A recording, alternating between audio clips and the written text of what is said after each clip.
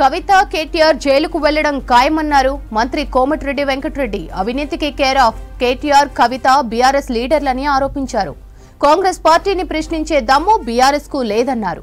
విద్యుత్ శాఖను సర్వనాశనం చేసిన జగదీష్ రెడ్డిని కూడా జైల్లో పెడతామన్నారు కోమటిరెడ్డి.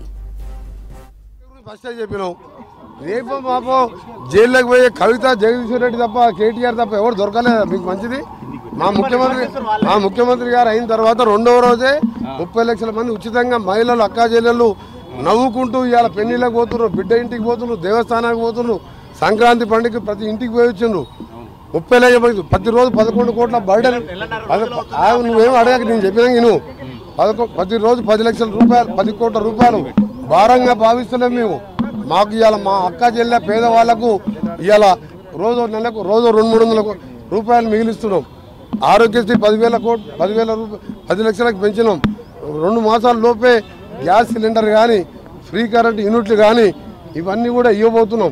ముఖ్యమైనది ఏంటంటే మేము 100 రోజుల్లోపే కాదు, 2 రోజుల్లోనే చేసినాం. ఇవన్నీ కూడా వారం రోజులు చేస్తుండే.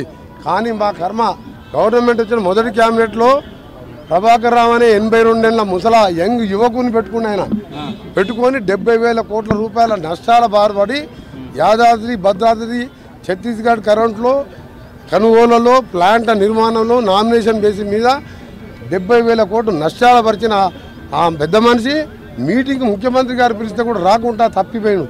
ఏడ దాచుకున్న పోలీసు వాళ్ళు వయసును చూడరు. 9 ఏళ్ళని అరెస్ట్ చేసి జైలు వేస్తారు. ఇంక్లూడింగ్ జగదీష్ రెడ్డితో పాటు ఆ దివాళా తీసిన డిపార్ట్మెంట్ని సెట్ చేసుకుంటూ రిజ్వీ లాంటి సమర్థమైన అధికారిని వేసి వచ్చే నెలలోనే 200 యూనిట్ చేస్తున్నాం. ఇంకొకటి ఏంటంటే ఫ్రీ కరెంటు వెంకరెడ్డి గారు అన్నారు, ఆయన దగ్గరికి పండి అని చెప్తున్నారు కదా. నేను ఒకటే చెప్తున్నా, 30 లక్షల మంది యువకులకు 3,116 అన్నాము. 3,000 అంటే 30 లక్షల మంది యువకులు ఆ రోజు మీరు రెచ్చగొట్టుంటే మీ ఫామ్ హౌజులు, ఇండ్లు అన్నీ కూడా బద్దలు కొట్టేవాళ్ళు.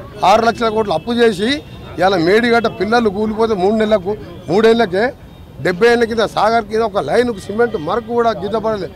అలాంటి ప్రాజెక్టు కంటే కాంగ్రెస్ పార్టీని విమర్శించడానికి వాళ్ళ దగ్గర మాటలు లేక నా డౌట్ ఏంటంటే కేటీఆర్, కేసీఆర్, హరీష్, సంతోష్, సరే పెద్ద మనిషి అంటే కాలిరి హాస్పిటల్ ఇంట్లో వండుకున్నాడు.